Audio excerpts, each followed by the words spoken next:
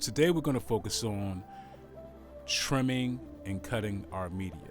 So what happens when you have a clip that's 5 minutes long and maybe you want to use 30 seconds of it? There's a couple ways we can cut around that. One way is just to take the entire clip and drop it over to the timeline, and I can click and drag right at the edge at the beginning of my clip here, and I can shave a little off by moving it to the right. If I drag it to the right, that's going to be taking some of the media off. If I drag it to the left, that's going to be giving me a little extra at the beginning. In this case, I want to cut off the dead air at the beginning, and I want to have this start right when Ira starts speaking. Now, one thing you'll notice as I drag the clip back to my playhead here where this blue line is, it sort of snaps right to that position where that playhead is at. The reason that it does that is because I have the snapping feature on. Now, the snapping feature can work, in your benefit, or it can kind of work against you. It all depends on the situation.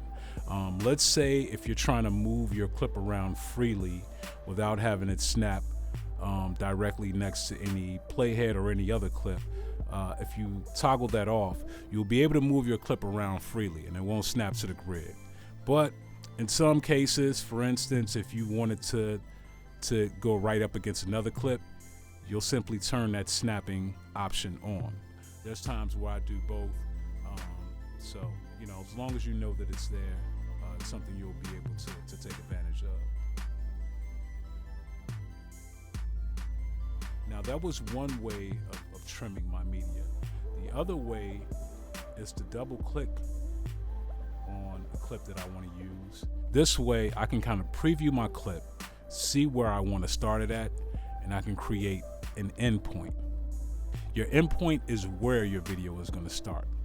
So if I press I, or if I come down here and click this icon, mark end, all right, and that gives me a starting point. And then I'm going to go to the end of this clip and decide where I want to end it at. Let's say right there.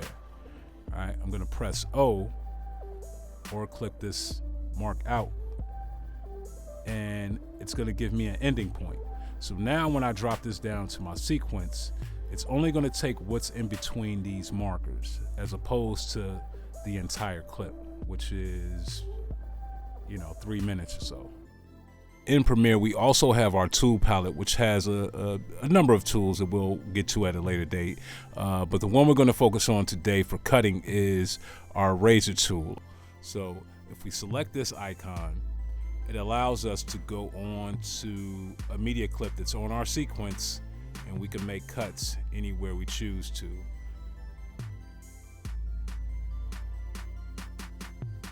Usually I like to, line my stuff right at this playhead.